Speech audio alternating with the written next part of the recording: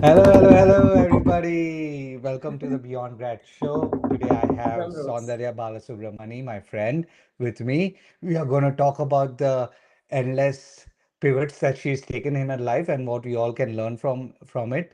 But I'll let Soundarya give a quick introduction before I dive into all the questions I have for her. How kind of you to position all of my pivots as a strength and not a weakness, which I completely get. There are some people who see my profile and think, what the heck is this woman doing? Why does she keep switching from one thing to another? But I will tell you that there is, how Steve Jobs says the dots connect when you look backward. It definitely happened in my life where right now I can see the last 10 years and see all of these beautiful dots that I placed along the way. But with that intro, I love doing three things. I love writing. I have published two books. I just finished my first novel. I really love organizing events. I've organized some really big events in the past. Last year was the biggest one, 1,000 member conference for tech immigrants. I'm going to do a lot more this year. And I also love speaking on stages, as I realized. I didn't expect to. I'm an introvert, but I've come to a place where I can be very comfortable on stage. Awesome. I will dig into each of those things today. By the way, if anybody is joining us live in LinkedIn or on YouTube, know that you are able to participate in here by adding comments in that particular platform. So if you're on LinkedIn, add comments to the LinkedIn platform. If you're on YouTube, do the same. I will bring up comments and questions if they come up during our chat. I have many questions for Soundarya as well. I want to set the stage first. So, diving into the questions now, I want to set the stage. I know at least 4 or 5 pivots that you've taken. Can we can we count them out? Right from engineering to masters, right? That was the first pivot, I'm guessing. You know what this reminds me of? There is a show where Ellen DeGeneres has Taylor Swift on the show, and she like puts up all of the men in the background and says, "Tell me who amongst this was your boyfriend." This is a funny bit, but right now I just felt like, oh my god, I don't know if I should feel proud or embarrassed that I have so many pivots that you have like five. Absolutely proud. Okay, Absolutely proud. thanks. Um, the first pivot was, yes, you're right. It was undergrad. I definitely did not expect to move away from research because I spent 3 summers, 3 years focused on spending times in labs. I was running experiments and writing papers. But it wasn't until I came to the US, to University of Wisconsin Madison, and had a summer internship under a professor there, that I got to see what it felt like to have true passion for research. Because all of my cohort peers, they were some of the smartest people in their fields, and somehow I was in there with them, and I could see that they had so much passion for their craft. That was the first time I felt, something is off because I don't feel that way about what I'm doing. I'm just doing it because I want to be good at it, and I'm good at it. So that made me pivot from research to doing a master's in management sciences at Columbia University. So that was the first, right? Yeah.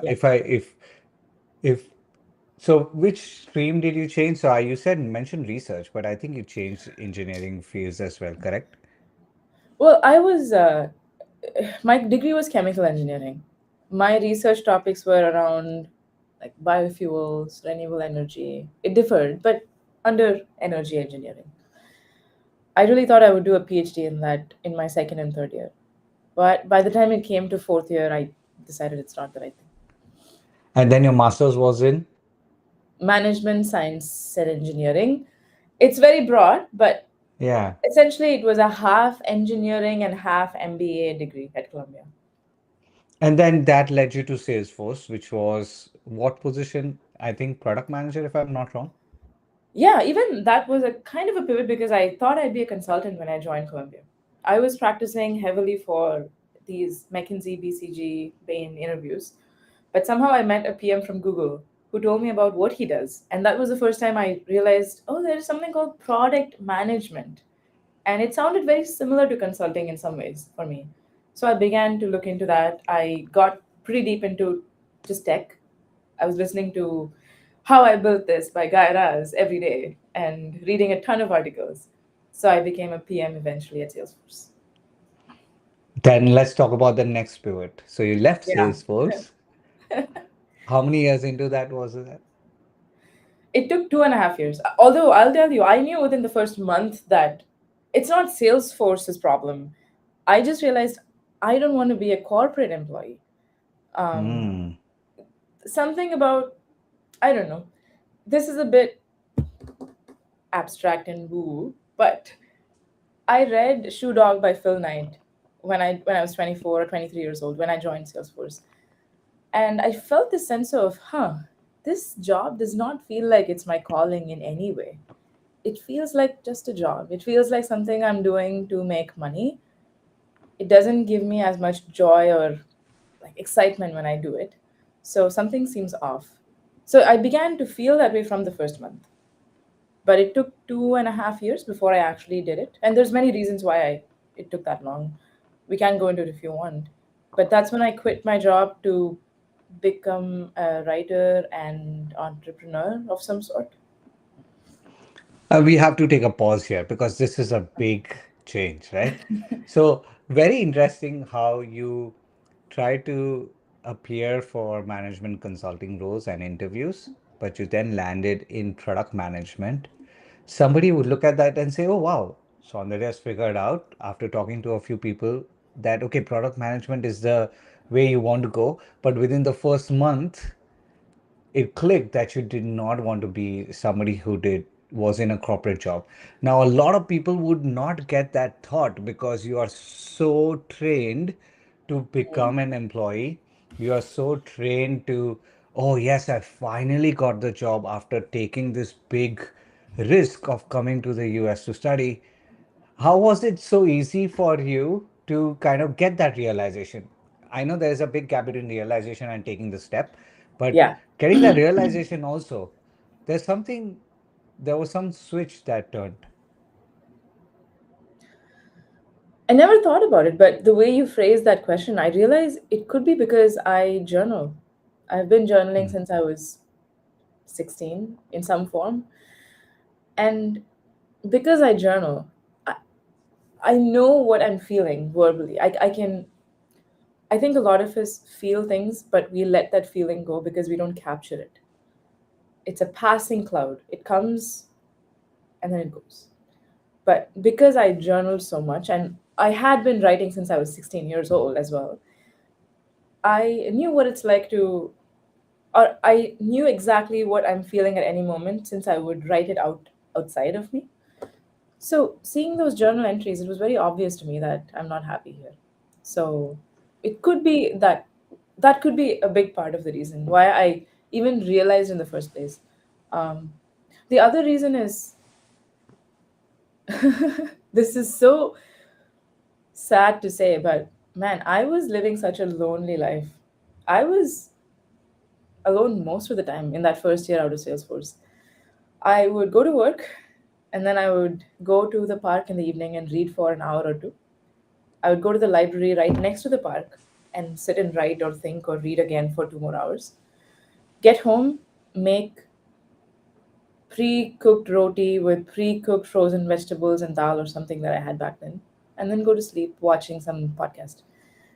It's a very lonely life. I wasn't having a ton of social interaction, I would say. There were a few friends here and there, but I also think when you're spending that much time with your own thoughts and in solitude, um, you are a lot more connected with your emotions. Because I know people, I know a friend in my life who cannot spend a single hour by themselves. They have to be around people all the time. Um, that's how they get their joy. But I also think there is some, level of you're avoiding something if you have to spend time with people all the time. I was on the other extreme. I was by myself most of the time. So Could it be that because of that, that you were by yourself all the time, your identity did not get as interlinked with the work that you were doing and the company that you were working at? I tried my very best for it to not. Hmm. Anytime someone would ask me back then, what do you do? Hmm. I think this is how I'd respond. I'm a product manager at Salesforce, but I'm thinking about a book. Or I'm Hmm. a product manager at Salesforce, but I'm applying to a neurotech startup right now that I'm really excited about. I was never happy with just saying, oh, I'm a PM at Salesforce. I Hmm. felt like I had to hedge that by adding all these other things that I thought would make me feel impressed. Yeah, make them feel impressed with me. Hmm. Obviously, it also comes from a place of insecurity, of wanting to stand out or be impressive to people. Hmm. Um, I don't know if that's really gone right now. I think part of that still exists. Every time I talk about my book, I am feeling, oh, are they impressed that I wrote a book? Hmm. But I know now that that's not why I do it. It's Hmm. just a deeply fulfilling thing for me, having written three books, that I know that I'm meant to do this. But I'm just saying that that insecurity, the need to be liked, respected, lauded by people, was very strong back Yeah, I mean, there's also a little bit of coolness, right? Oh, I'm not just a corporate person then. Yeah.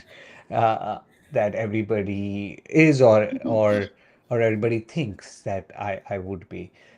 Now, you talked about journaling. I want to Can take I a slight actually detour say there. something on what you just said? Because I was Go listening ahead. to this podcast today. It's so insane to me that saying I am a very, very high paying product manager at this amazing company is now some sort of a stigma for some people, because 60 years ago, that's all, 50 years ago, 40 years ago, 20 years ago, people would just do anything to get that status. I think I was listening to this podcast where they were talking about the history of marriage and how 200, 300 years ago, the idea of romance was non existent. Romance was looked down upon because people Mm-hmm. were just focused on taking someone's hand in marriage and having a good life because they just cared about surviving. But Hmm. now we've come to a place where we can think about things like self actualization, happiness, Mm-hmm. meaning, purpose, calling. So, I, right now, I think it's cool for some people to say, I'm an entrepreneur. Even though Mm-hmm. 300 years ago, that would have been absolutely not cool. The fact Hmm. that you're not making money, you're going after some idealistic dream that's probably not going to work out 9 out of 10 times. So I'm just saying it's interesting that there's like shift that's happened throughout humanity. Uh, Maslow's needs of hierarchy or hierarchy of needs. Maslow's hierarchy of needs come to mind, where his and his team kind of created this triangle where at the base level Yeah. is survival, and once you get survival, you're trying to go after uh, better other means like love and recognition. Then you're going after status, and then eventually you go after self-actualization, which is like the ultimate in the way that they had So designed this entire system. I'm going to blow your mind now because Maslow added one more hierarchy on top of self actualization in the last few years of his life. And Okay. almost no one knows about this, but he added something called self transcendence. Hmm. That is what he said is the highest form of what you can do in your life, is Hmm. going beyond thinking about yourself, which is what self actualization is all about, and being Mm-hmm. more selfless, giving back to people. So he said you should go beyond thinking about yourself, like think of your community and give back to them. So that's what most people don't know. It almost sounds like he found his hand. I mean, he got his hands on the Bhagavad Gita or something like that, where he's now trying to transcend and not actualize. I think a short detour here because I think you mentioned journaling as a big part of why you were able to kind of think through these emotions, not just feel them, and then get some way, some action items, some next steps.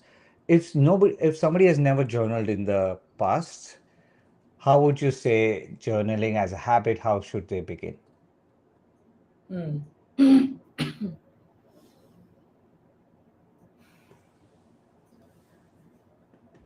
Once a week is a very good start for most people, I'd say. And a lot of my friends have told me, okay, I sit down once a week. I don't know what to say. What am I supposed to write? I do this where almost every time when I start journaling, I start to first identify where I am in that moment and who is around me or what is around me. So it's a sort of grounding exercise for me. So, for Hmm. example, if I'm on a plane, I'm always journaling if I'm on a plane. So on a Hmm. plane, I might say, I'm flying from Chennai to Bangalore en route. I'm about 1 hour away from reaching, or wait, actually, that flight is total is 1 hour, 20 minutes away from reaching. I'm about to go for this conference that's happening there, and I feel blank, whatever the blank is. That's a good way to start, and then you just see what comes up after that. What's happening in your life? What happened in the last week? I go to therapy, have been doing it for the last 3 years. So I also do this thing where after every therapy session, it's now a habit. I'm like a Pavlovian dog. The moment I finish therapy, I open my room research and start journaling. So I Hmm. immediately journal everything I learned from that therapy session over there. So Hmm. people can also batch it with something else that they already do every week. Like maybe once a week you have a meeting with your manager. Um, After the meeting, immediately open the journal and just write down everything you could think of from there. And that Hmm. acts as a good launch pad for talking about other related important events that happened in your life the last week. Hmm. Excellent. I think two things that you mentioned were very critical were when you don't know what to do, you can start by just grounding yourself. I think that Yeah. was interesting. I don't think I've ever heard that before. And once a week is okay. And then if you can, try to kind of attach that habit with something that you're already doing. Reminds me of BJ Fogg and tiny habits. There's always an Yes. after trigger to that habit, right? So Yeah. interesting, very interesting. Now, I want to take you back to that moment, like Salesforce. And you think that it is cool to kind of now talk about entrepreneurship, talk about side hustles, but leaving your job now, that's still not quote unquote cool uh, that people see amongst your peers, your family, extended family. Like leaving your job, that's a very big thing. Yeah. Like how did okay, first month, I don't think I want to be here, to you kind of telling your manager or your boss that okay, I want to leave. Talk to me about the emotions that went through that time period. You mean from the first month to 2.5 years? Oh, Yeah. wow. Ha. Uh, First, they're addressing the cool part about the perception of how people look at you. I think when I quit my job, all of my peers definitely looked at it almost as an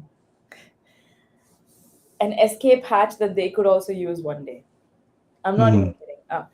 The Hmm. post I made on LinkedIn, that was my first viral post I've ever. I didn't even know what it meant to go viral until then. But Hmm. somehow I didn't expect at all. I just shared a post saying I quit my PM job at Salesforce, guys. Blah blah blah. and I'm looking at it after 6 hours, and it's reached like a million people. I don't understand what to do in that moment. And I saw the comments. I think this was also 4 years and 3 months ago. So people, when they see someone else quit their jobs, it gives them, I think, a sign of hope that one day I can do Hmm. this as well. Hmm. Of course, some people may look at it and be like, what an idiot, leaving stable job. That was my dad, by the way. I'm sure my dad was like, what did I do that my own daughter is gone this dastardly path of leaving a stable job, because that's all he wanted in his entire life.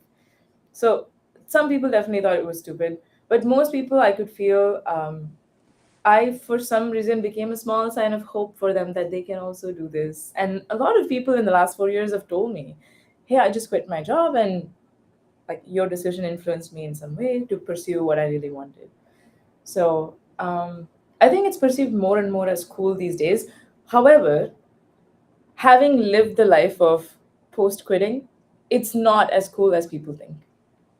Not even close. I would say the number of days. There's so much to say here. Let me just be concise. I've never once regretted the decision. So I should say that. I'm very happy I did. One of the best decisions I've taken, and I'm proud of myself. However, worrying about money was the biggest theme of my first year post quitting. And it's not just money, it changes your identity. Now, when people ask, what do you do? You really don't have anything to say. And that feels a little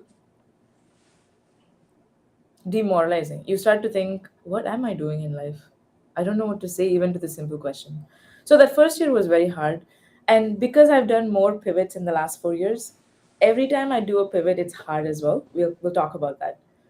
But to your question of the first month to 2.5 years, emotions. Honestly, Varun, I just remember feeling exhausted. Like, when can I ever quit this job? Because the first year I wanted to quit, but I thought maybe I should move to a startup instead of quitting altogether. I tried many, many startups. I interviewed at some, applied to many. Nothing worked out. Somehow, in the second year, my first book worked out. My first book, Admitted, it was a labor of love, and it's a product of the pandemic. It was during the Hmm. pandemic when I began to write and finished and completed. So after publishing Admitted, it was so clear to me that I gotta quit. I can't do this anymore. Of course, immigration was a problem, and I know that that is the number one problem for many people who want to quit and do something on their own. Um, it took me a while to figure that out too. I don't think it was in any way fast or overnight success. Or I'm not even calling myself a success. I mean reaching the goal of quitting. I I just decided to move to this startup where the founder really believed in what I wanted to do. And I was working there part time while pursuing my craft full time. And eventually I left the country because I realized I don't want to stay here anymore and do things I don't want. So I left the US end of 22, went back to India, finished my second book, Unshackled. And then I got an O1 finally, and I was able to come back to the States again. So now I do have the freedom that I've always wanted. But the 2.5 years, I can show you journal entries where uh, it's kind of dark. I'm just writing things like, okay, this is really dark, but I remember there was a journal entry where I wrote, I wake up and immediately feel a sense of hopelessness. I wake up and I'm immediately wanting to cry. I don't know what I'm doing here in this job, in this country. I don't want to go back to where I came from. I definitely think I was going through a very mild form of depression. I didn't have anyone to talk to about it, didn't seek therapy back then. So I was just, there's like this empty feeling that I kept feeling throughout the days where I would join a call, like let's say I do this podcast. Back then, the way I would go through this is um, I would join a meeting or join a podcast and then leave and immediately start to go from feeling this high to like completely dropping. Wait, I think we lost Varun. Hey Varun, are you there? Shoot, we lost him. All right, I'm gonna wait till Varun is back so I don't go on some crazy monologue. So we'll be back, guys.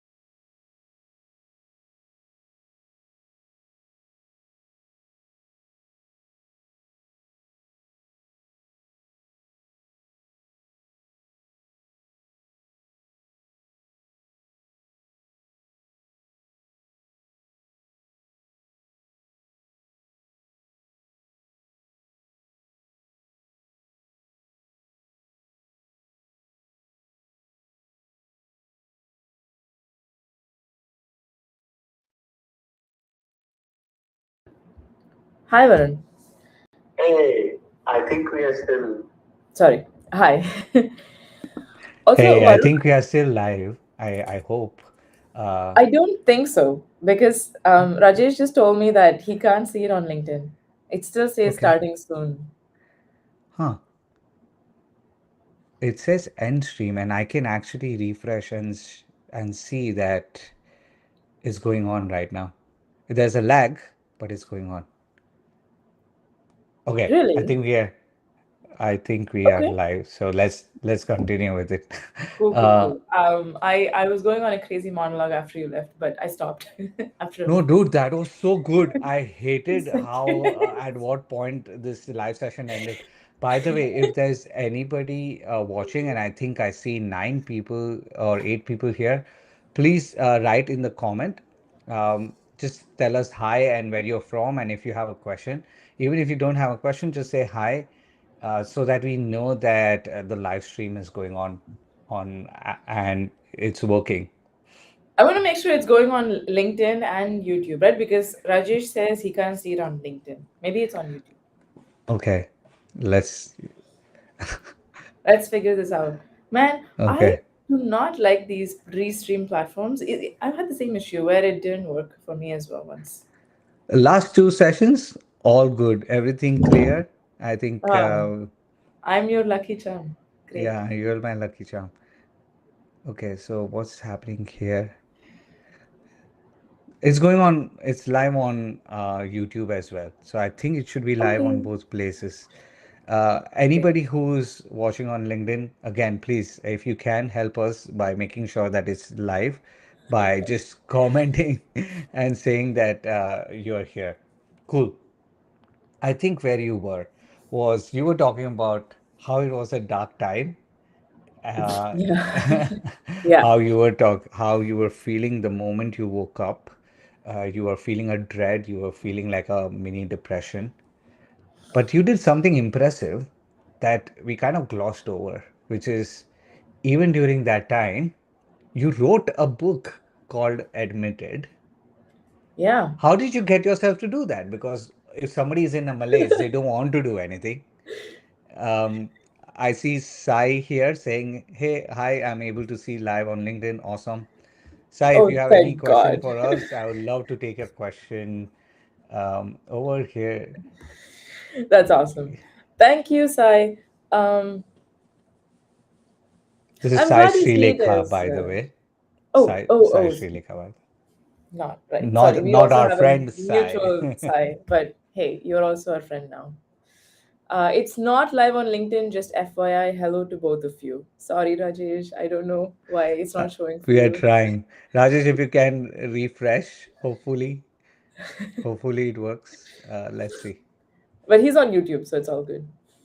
Okay.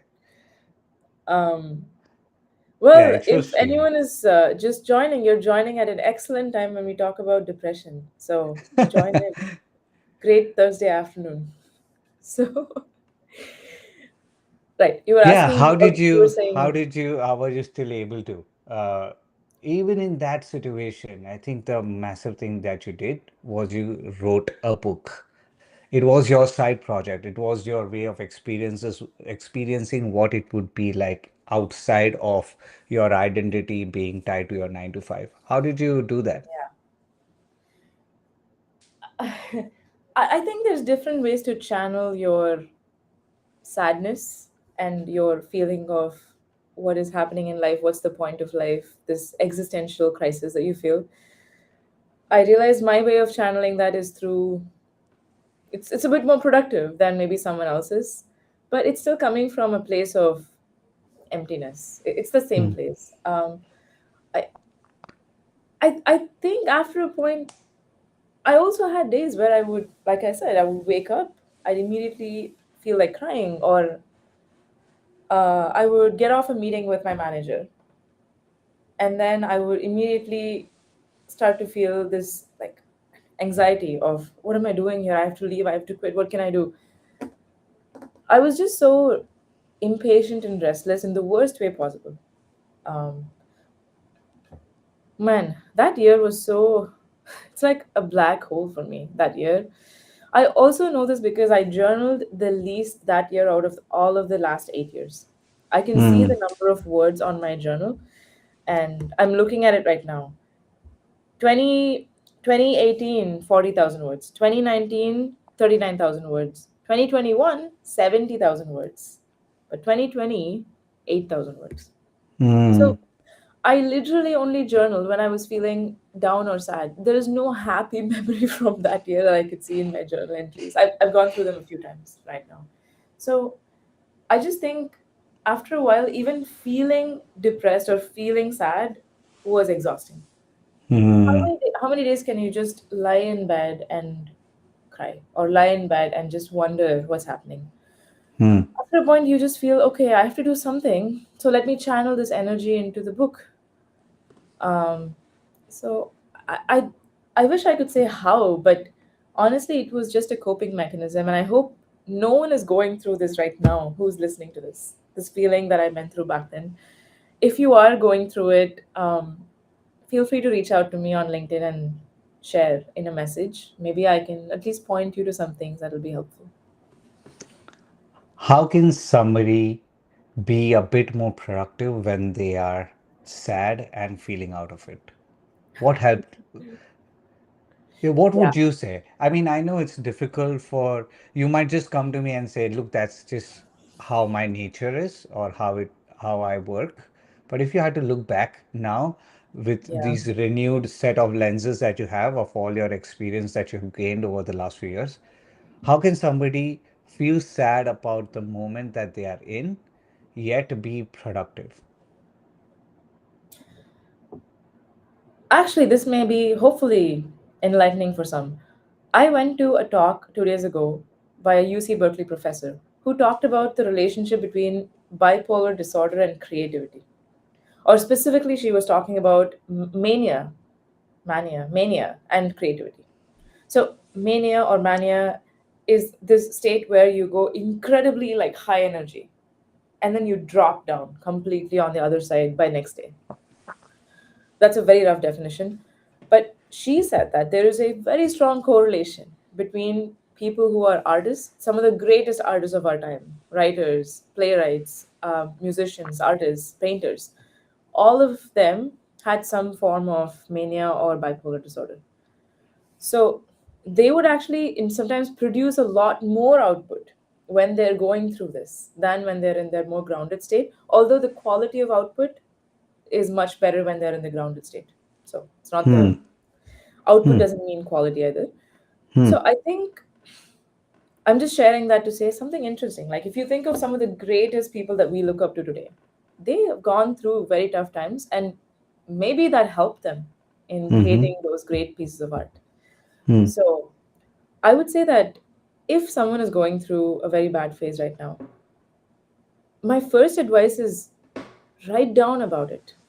I Hmm. mean, maybe you'll never use it in the future, but at least verbalize what you're feeling outside of your brain, because your brain is it's a very malicious place. If you just keep the thoughts in there, something that's this small of a problem would become this big because Hmm. there's no space for it to get out, right? It's just in there and it's just like a ping pong ball shuttling against Hmm. two walls. There's no place to go.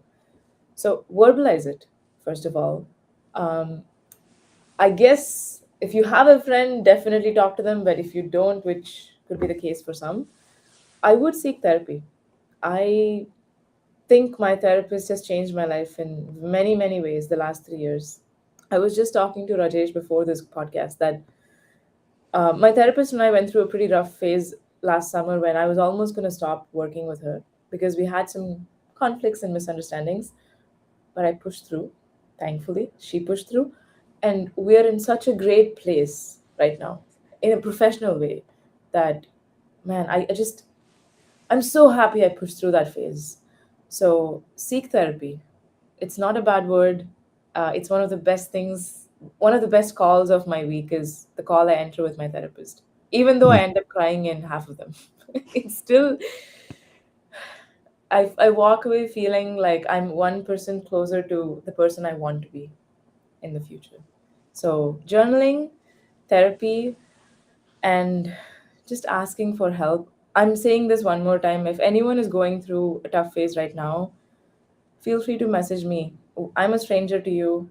You're a stranger to me. I'm a safe space. So just tell me what's going on, and maybe I can say something helpful.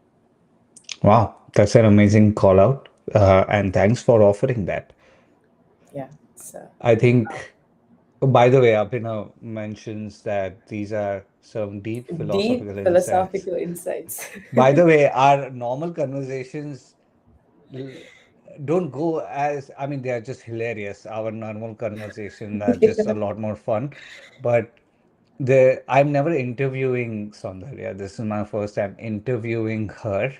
So I feel like I want to dig more and learn more. So Thank you. in this phase that were you still generating ideas like when you were Oh yeah. going through that phase? Like, were ideas coming to you daily, or how were you collecting and thinking about ideas at that point?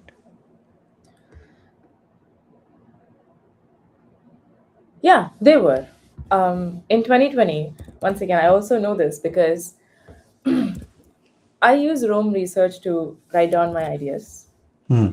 And Rome research is just a really cool note taking tool that is bi directionally linked. So Hmm. imagine Wikipedia.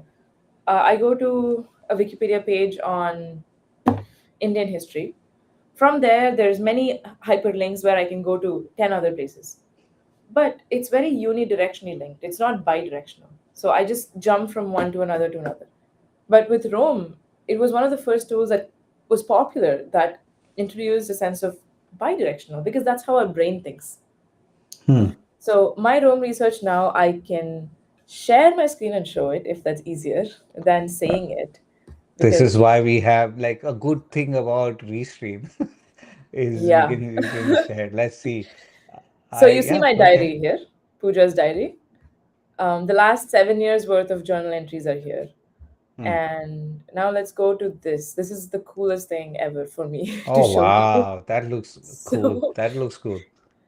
yeah, think of it as a literal brain where all of these little dots are neurons or nodes. Okay, it's not Hmm. an actual brain, it's just an oversimplification. Hmm. But let's say I go to one of these nodes. Oh, Pooja's diary. You Hmm. see, Pooja's diary is so well connected because it links so many other pages in the diary. Hmm. That's Hmm. why Pooja's diary, like over here, is so connected to all the other ones. Hmm. Let's go to something else. Oops. Huh. I took this note in 2022, January 29th at 7:30 p.m. So I Hmm. timestamp it. SBF on what the future of crypto should look like. Okay, look, I don't know why I wrote this. This is just something I captured on that day. Hmm. And I've captured this tweet that I thought was very interesting back then. So from here, I can quickly jump to something else. I can jump to all my notes. Hmm. And from all my notes, I can jump to another note. 4 rules for a happy email inbox. From here, I can jump to Medium. Medium means the platform Medium where you publish. So from here, I jump to this book called How to Take Smart Notes. You see how it's so fun to like go from one to Hmm. another to another. Hmm. Um, so I captured a lot of ideas during the time when I was going through tough times because that was my way of therapizing myself is just immerse myself in something else, something besides my own self. It almost sounds like journaling is the way to get out of the slump. Or at least it was your way of getting out of the slump that other people could model their kind of output during this phase of life where they want to do something else, but they maybe cannot do it right now. So they are feeling really bad about the situation that they are in. But escape hatch almost is this journal where you can either write your emotions but also capture ideas, because a lot Yes. of notes that I see you take are also Lot of ideas, notes. ideas for posts, ideas for book. Is that how you write books as well? Like all like this bi-directional way? Is that how you write books? Because this is a good segue into a question here, which is I love the idea of writing books, but I've never tried it. So my doubt is, did you learn how to write or did the process begin and go on?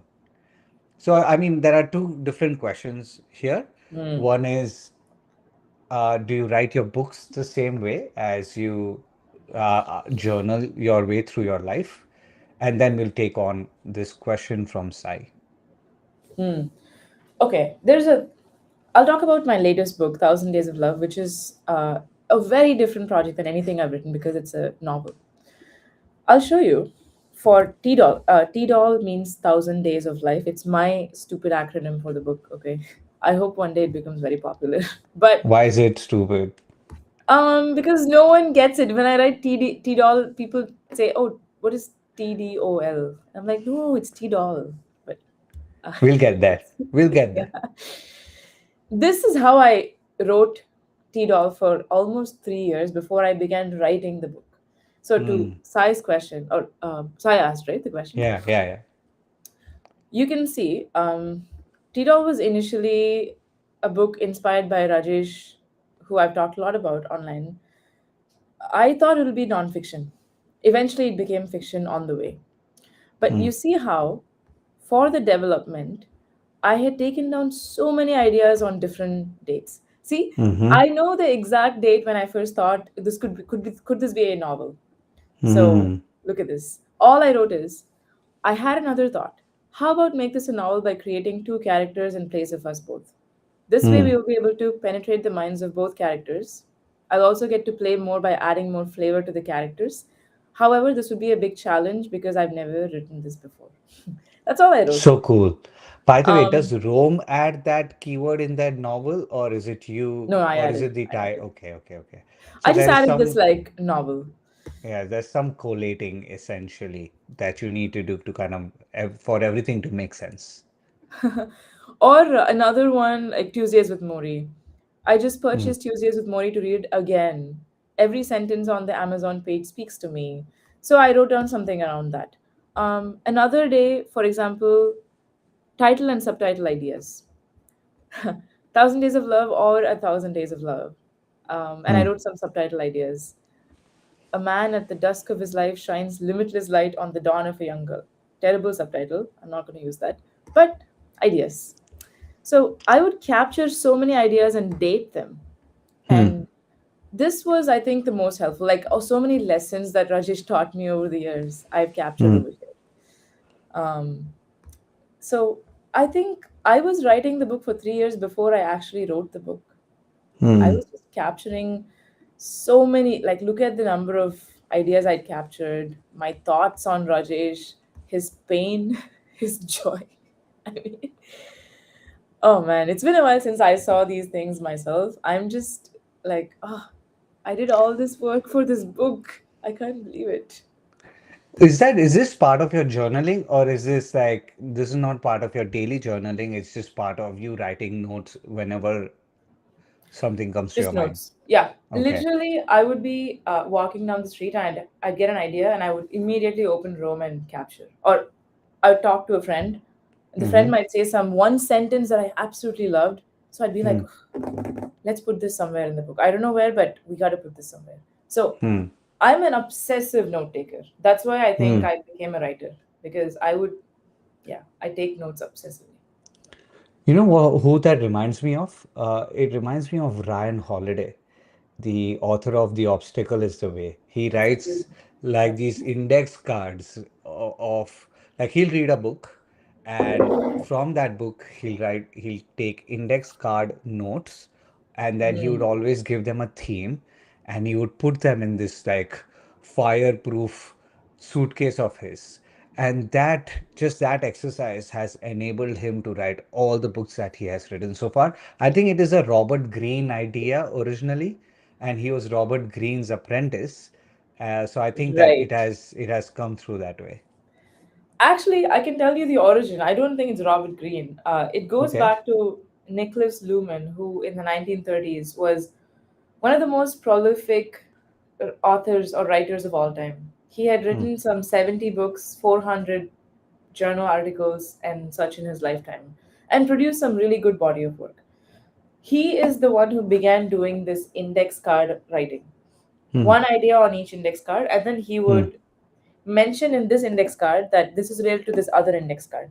So Hmm. it's literally Rome, but Hmm. 100 years ago when there was no Rome or technology or laptops. So I think Rome also is highly and heavily inspired by Nicholas Luhmann, Hmm. and it's that simple, right? Like I think true creativity or innovation comes from not just creating things, but also connecting things that exist right now. And there's so many examples of this where people have taken two existing concepts and then thought about connecting them in an interesting way to create something that I can share more examples if you want, but I think Rome enables you to connect your thoughts in a very seamless way. So, highly That is recommend awesome, I you think. look at That, that. I mean, if nothing else, we've done a good advertisement for the tool, and rightfully so, I because it know. looks helpful. Now, I have a bunch of questions, but I also want to make sure we understand how much time you have with us today. So, do you have a hard stop in 10 minutes, or do we have more time to talk to you? How can I say no to you? Okay, great. That's all I like to hear. Because we'll get to the exact question that Sai Srilekha asks, and I think it will eventually segue into that in a couple of questions that I ask Soundarya. I know we have dived into just this pivot, but I think What? this Yeah. pivot is a really big one for many people's lives because they are in a job, and the big pivot in all our lives in a way is either to start something outside of that job or to actually eventually switch into it if there is a desire to do that. Mm. So Mm. let me get to the pivot, the admitted book idea. Now, you were writing, how did you start writing this book? Like, when did that idea come through? And maybe this is a question that looks ahead as well. What has been your North Star when it comes to making these pivots? Because that will give us a glimpse into Admitted or into book writing, into what you were thinking, and also align us with all the pivots you've made in the future. What has been the North Star?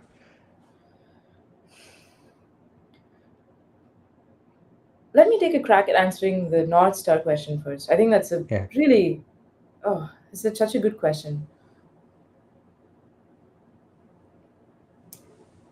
If I wake up feeling not excited about what I'm doing for more than a certain period of time, I know that something is wrong and I need to take a hard look at what's going on. And look, sometimes you have to do it. When I was building Unshackled as a community, as a small company, I did things I wasn't excited about. I had to do sales. Ugh, yuck, sales. I don't enjoy sales at all. I had to do promotion. Ugh, don't enjoy that either. But I had to do it because, so, okay, this first level is first be in touch with your emotions by journaling and other ways you can do that. Second, check if you're feeling the same sensation for too long, for let's say a month. Every day you're waking up not being excited about your work, something is wrong. Now, third layer is asking yourself, is it still worth it? Like, is the price that you're paying for this still worth the reward you're getting? With Unshackled, it was worth it for a while, even though I didn't enjoy sales and promotion and marketing, customer support. I realized, what's the alternative? I'm not looking to go back to my job. And at the end of the day, I am helping people.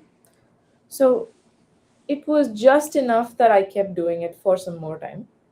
But at some point, though, it wasn't worth it anymore for me to keep investing time into this because my heart was not in it. I think the summit last year that I hosted, that was my last thing that I wanted to do there. Hmm. Even the summit, I was thinking, do I really want to invest 6 months of my life to do this? Hmm. But it was beautiful. I think we did something that I'm endlessly proud of in terms of the number of people that we helped and brought together. But after the summit was done, I just knew I'm not in this phase of life. I want to focus on being an author now. I want to focus Hmm. on being a storyteller. Hmm. So at that point, the price that I was paying every day was just not worth it. Even though I would make more money if I had Hmm. pursued that pathway, Hmm. that money was not worth it for me for what I was giving up. I think that's the three-layer question people can ask themselves. is first, am I in touch with my emotions? What am I constantly feeling for a sustained period of time? And is the price worth the reward that I'm gonna get? If not today, the reward could come maybe 3 years from now. It's not always Mm-hmm. immediate. Mm-hmm. So hope, hopefully that gives, that's a framework I came up with right now. So it's just my random thoughts. So still very clear, right? Gives people Thanks. something handy, like a three-step process. I'm that kind of guy, right? Give me some process, give me a system Yeah, me that I too. can test today. So that is, I think a lot of people will appreciate that. So you wanted to be an author. A lot of But your peers, go ahead. I feel like I didn't answer Sai's question still. Yeah, I think I was Okay, coming valid exactly to question. that. Great. That you are a storyteller. You became a storyteller. A lot of your pivots were because of that. When did this idea of writing your first book come in? Why was that the idea and not like maybe starting a business, or why was book the idea? And then how did you really write it? Oh, fun fact, I wanted to build a company, still do. Um, I was exploring edtech for almost 6 months, a year back in 2021. So I wanted to quit my job to build something that helps the future of learning for people. And I spent a lot of time in that arena. The book happened accidentally. I've I always think of Admit It as my accidental first book, where I never set out to write it. I never ever wanted to write a book on higher education. But the real story is I wanted to create short 10-page guides on different topics to offer as lead magnets for growing my newsletter. I wrote down 5 topics that I could write about. One of them turned out to be studying abroad because Hmm. obviously I had done it myself. I could share some useful things. Once I began writing, I couldn't stop writing. I felt like, oh, wait, there's more. Oh, we should talk about this topic. Wait, we should Hmm. maybe interview this person. It kept building up. After Hmm. 6 months and writing 360 pages, I realized this is not a guide, this is a book. Hmm. So it was accidental in the sense of I didn't set out to write. Unlike Unshackled and Thousand Days of Love, where I wanted to write a book and I set out to write a book. Hmm. I admit it was very accidental. So to Sai for asking, did you learn how to write? Absolutely not. I never learned how to write. I just wrote. I was part of some writing clubs in college. So, yeah, I definitely learned from watching really good writers back then. But nothing formal. I just applied to a master's in creative writing at Oxford. If I get in, I might start that this fall. So, that'll be my only and first formal learning to write program. Yeah, that's how I admit it was born. Maybe I can share a little bit from being a friend of Soundarya as well. Like, No, no. I hate Restream that it kicked him out again. I'm so sorry, guys. Oh, he's back. I'm sorry, I don't know what's happening today, but we'll deal with it. That's why I wanted to keep this live. People will see the awkwardness of what goes behind managing these things as well. I think, as a friend of Soundarya, what I also feel is that you are an avid reader, and reading always is a very good first step on how to be a good writer. The side question that I have is talking about the North Star. Can a part of the North Star be something that is hard to do, but you still do it or you still enjoy to do it? Can that also be an equation that helps you decide what kind of pivot you want to do? For example, writing is very hard to do, but it almost sounds like you were enjoying that process. You were writing more and more. What was a lead magnet first became like a 360-page book. So, can it also be that the hard thing that you enjoy doing could lead to where you want to go next? Leading question, I know, but something that came to mind. Hmm. I think anything of significance in your life should come from doing hard things. Will come from doing hard things. Forget should. Um, so this is a actually I'm so happy you asked this because I did enjoy writing Admitted. it didn't feel too hard for me. It was hard, but not too hard. Um, Unshackled was a bit more frustrating in the process that I was going through. Because with writing, I'm telling you, Varun, it's not the writing itself that's hard for people, Hmm. or at least writers. It's the rewriting. Hmm. It's the constant revision and revision and revision until you perfect it. Hmm. I didn't do much revision with Admitted. Hmm. It was just first draft that I put out there. Hmm. But Unshackled, I did at least like two or three Hmm. revisions. That was frustrating. Thousand Days of Love, definitely the most frustrating thing I've done in my life so far. Hmm. 2 months ago, I was I even journaled this that day. I felt such an overwhelm because I had already gone through three revisions with the book, Hmm. and I'd been working on it for more than a year and 3 months. And then I got feedback from a friend who I do trust and respect, and saying that essentially I had to do one more revision completely. Hmm. And I'm still doing a fifth revision right now Wow. because as of today, I got feedback from an editor that I'd hired for the last month, and paid him a lot of money to do editing of my novel. He just sent an email today saying, "Here are all of the editorial feedback," and it's thousands of comments I have to go through right now. Wow. So I can't even look at the document yet because I'm too scared Hmm. that I'm going to feel just super stressed out. Hmm. So now I can tell you that writing is super frustrating. Hmm. And it's not the writing that's frustrating, it's the revisions. Hmm. Because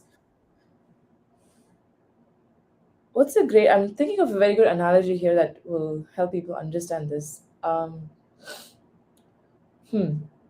Let's say that you are writing a document for your manager and you go and present it, and you spend months on this, not days, but months and months and months, wrestling with how to write the best document possible. You go and show it to your manager, and the manager says, "Not good enough. Here are all the places where it's lacking." Now you can't unsee that. You know where it's lacking. Hmm. So if you do care about your craft, you have to go fix that. Hmm. So I think that was the hardest thing for me to figure out as a writer is how do you balance perfecting your craft with the impatience that we all have to get to the finish line. Hmm. And I'm very impatient as a person. Um, I think the people who've seen me work know about this. I'm super impatient, but not in a bad way, just in a way of I really want to put this out there. Hmm. That was the biggest lesson I learned the last year and a half of writing Thousand Days of Love is you can set whatever timelines you want. My timeline for finishing Thousand Days of Love was April of last year. What a stupid thing to say. It's almost 1 year later and I'm still finishing it. It's exhausting. But I always ask myself, do you want to finish a book or do you want to be a great writer? Hmm. I want to be a great writer. Hmm. I also want to finish books. Hmm. So anyone who is thinking of doing something hard, just know that as you go through the process, it's hard because it's supposed to be hard. That's why people don't do it. Hmm. That's why most people don't write books or don't build companies. Um, and so, I, yeah, I would just say have someone to talk to when you feel these things. Rajesh has been there for me a lot. Anytime I'd feel overwhelmed, I could call him and just vent to him. That's been helpful for me. Not just Rajesh, there's so many people that I can now call. I can call you and vent to you, like I did last week with you and Sohan. I think it's been a one of the big things that I've also gained out of putting myself out there, doing some more hard things than the normal 9 to 5, that I've been able to build relationships. If you do something hard in public, you will attract other people who are doing something hard in public. That's just the nature of this world at this point, that you have to kind of Yeah. put your hand up and say, okay, I'm willing to do something hard, and then share it with the world, and then you will attract a tribe of people that who are equally doing something hard. I want to ask you Yeah. about something really big when it comes to pivots, and that is money. you were able to kind of ignore that factor, not really ignore the factor, or dial down the volume on the of that factor of money in multiple pivots. So from going from product manager to a full-time entrepreneur, for going from unshackled to 1,000 days of love. How do you think about how do you think about money when it comes to pivoting? How should people think about money when they are trying to pivot to something? Yeah, money has been such a recurring theme the last 4 years for me since I quit. Um, that I also think I have changed my perspective heavily on it. 4 years ago, I was very idealistic, which is not a bad thing. I think you want people who romanticize the idea of pursuing their calling to do great things Hmm. out there. I remember I walked away from a very high paying job. I was earning about 200,000 back then, which is a lot of money for a 25-year-old. And I remember feeling a sense of righteousness. Ha, I walked away from money. You still cannot do that. Hmm. Not that I would ever say this to anyone, but I remember feeling Mm-hmm. this sense of I am morally right. I did the right thing. Um, who said it's the right thing? No, no, no idea. I just felt like it's the right thing I did. But over the years, I also know that money is you can't really be creative without money. Mm-hmm. I would sit down for months on end in that first year out of um, my job. I will go to my co-working space, dress up, show up, sit down, and be like, let's write this book today. Mm-hmm. This was not Unshackled. This was another book I was working on. The first sentence I would start writing, and then I think, shit, how am I going to make rent next month? Where am I gonna make money? How do I make stable income again? What if I never make stable income? I'm never gonna go back to a job. So what am I gonna do? All these thoughts will come up, and it was such a killer of my creativity. Hmm. Um, I hated it. I mean, I obsessed about money a lot in Hmm. that first year, and then I raised $100,000 for my second book, which was enough for some time. I think for like 4 or 5 months, I was feeling a sense of peace Hmm. that, okay, I have some money now. It's not profit, by the way, it's just revenue Mm-hmm. also. But now you're thinking, well, what about the next 100K and the next 100K? So every 4 or 5 months, I would work on a big project and I'd make some money, just enough for the next 6 months. It's still the same case, by the way. It's not like right now I have a stable stream of income coming in that I don't have to ever worry about. Not at all. Hmm. I'm doing a big pivot right now as we speak, which I don't want to talk about yet because I want to do the pivot and then talk about it. So I don't know about my monetary situation for the next 6 months. It's unstable again. So now I have a lot of respect for money. I don't automatically like have contempt for someone who's pursuing it. Hmm. I understand why they're pursuing it, but I have seen time and again, including myself, people continue to overestimate the importance of it. Hmm. I'm a lot more mature about this now. For example, last week I was obsessing about money, and that's what I was talking to you about, right? And there was this feeling of anxiety that came up where I was thinking about it all day for 2 days.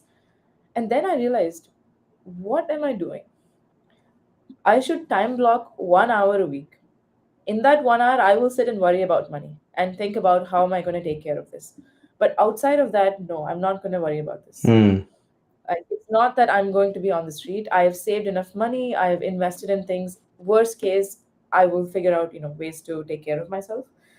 And also, money is just an exchange of your value. Mm-hmm. So to worry about money is also you worrying about the fact that you have nothing to give out there. Mm-hmm. And that's just simply not true. I think all of us have inherent value that we can offer. We just have to find out who is looking for this. Hmm. Um, Push comes to shove, I could start consulting tomorrow. I could do a course on Notion. I could do a course on Rome research. I could go back to a job.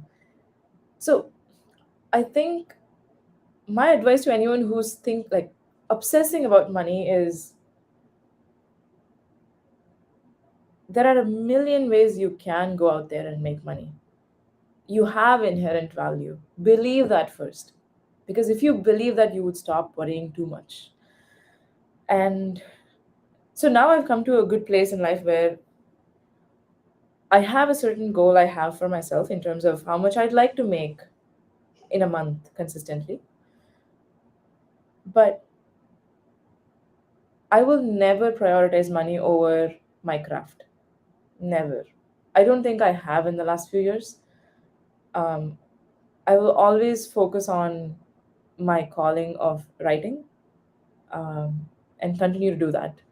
So maybe it looks like spending half my time writing and the other half focusing on money. That's fine. But I just think it's that sense of number one, can you believe in yourself first? Because if you do, you wouldn't worry so much. And number two, can you figure out what is your true need every month? Not what you wish you can have, because everyone wishes for millions of dollars. Hmm. What is your true need? And what is a buffer you want to add on top to save for the future? Um, and can you figure out a way that you can spend less than half your time on this while pursuing your craft at the same time? And I know now it's possible. It's not that I believe it's possible. I have done it. And I really just wish I could talk to more people about this topic of you can both pursue your craft and be sustainable. It's not the ideal scenario. It's not like having a corporate job, but you will be happy in what you're doing. That is awesome. I would also highlight something that you said, which is time blocking. Sometimes you need to block time to worry about something and then not have it let impact the output of the work that you are doing. This also kind of brings to mind all these famous artists and inventors who would actually invent things for the royal families or the rich people. I mean, I'm talking about Leonardo da Vinci and all of these people. They would also do work for money so that then they were able Absolutely. to create things that have changed humanity. So that is a great way to think about I'm it as so well. glad you said that. I'm really glad you said that because I used to be the person who would look down upon people doing work just for money. I don't anymore. Because if you truly want to do a good job in your craft, you need to do it without the worry of constantly obsessing over money. And so anytime I would sit down to write Thousand Days of Love, if I had all those questions crop up, there is no way I could have finished it. The only reason I was able to write Thousand Days of Love is because I had other sources of revenue that came through, let's say, Unshackled, or came through consulting, or came through social media partnerships that weren't as exciting for me, but I knew it was necessary for me to do this thing that means a lot to me. And also, it wasn't as exciting all the time, but it's not that it's anything I hated doing. It just wasn't exciting, but you get used to it. It's like take the vegetables along with your ice cream. You need both. Awesome. I know we can talk till the cows come home.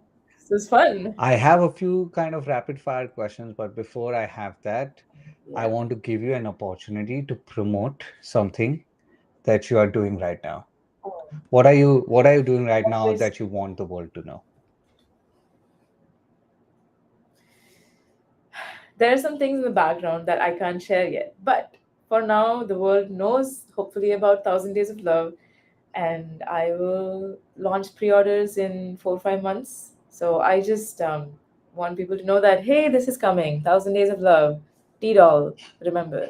Awesome. I'll be there. I'll be one of the people who buys the book, pre-orders the Thank you. book, and always in your corner about that. Now, how do people reach out to you if they have more questions? I know you gave a call to action here to reach out to you. Yeah, What's the best way to reach out to you?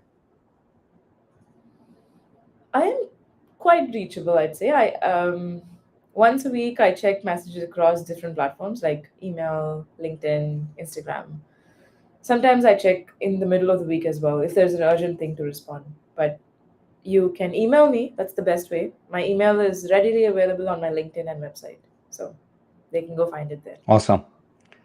Now, in the final few questions, I want them to know a little bit more about you and your likes and stuff like that. So these are like five questions, right?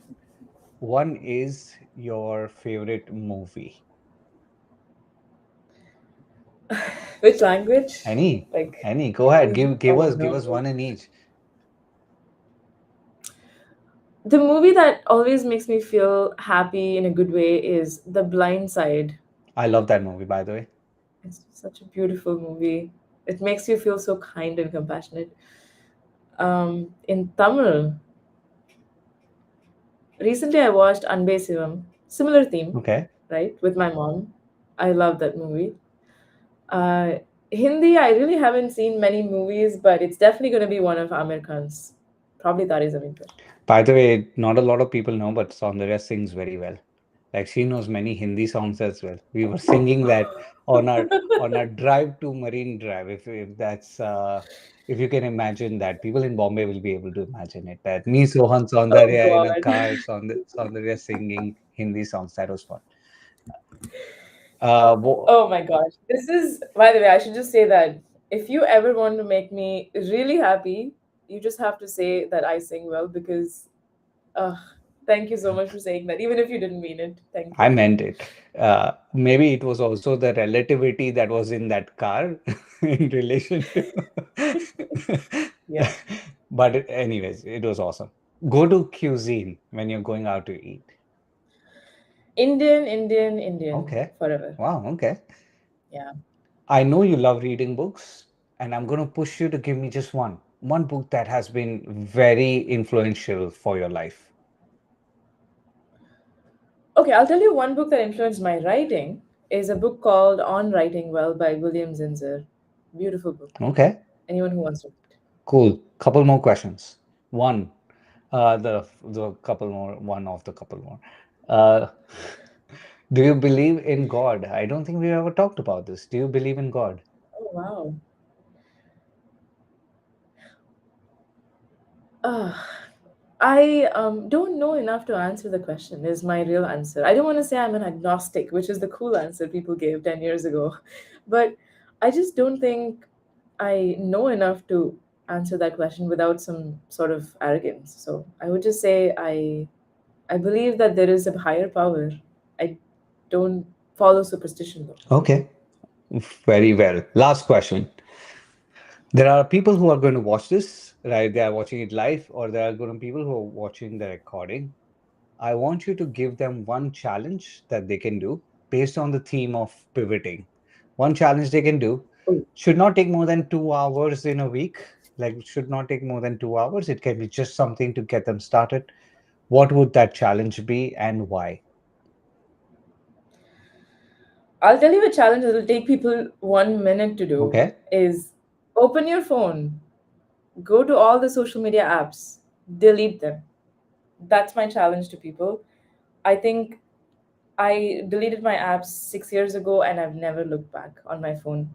I know it's ironic because I post a lot, but you can log in through your laptop if you want. Mhm. Just don't keep it on their phone. That's my first challenge. Second challenge would be every day when you wake up, start your day by asking yourself two questions, which has been very helpful for me. It'll take only 2 minutes. Are you living your truth? Are you living the life that you'd be proud of? And why are you here on this earth? I mean, why are you here? Just ask these questions and see what comes up. It's quite interesting when you ask these questions. I think it'll push you towards what you want to do if you keep asking. Awesome. Just like the grounding exercise, you're thinking about something like this as a trigger or yeah, something to kind of start your even journaling experience with. But you can ask this internally as well, is what I'm understanding from what you're saying.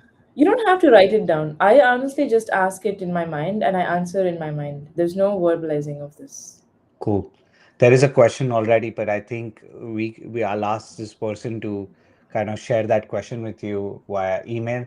But thank you so much to come here, Soundarya. I am so Thank impressed. you.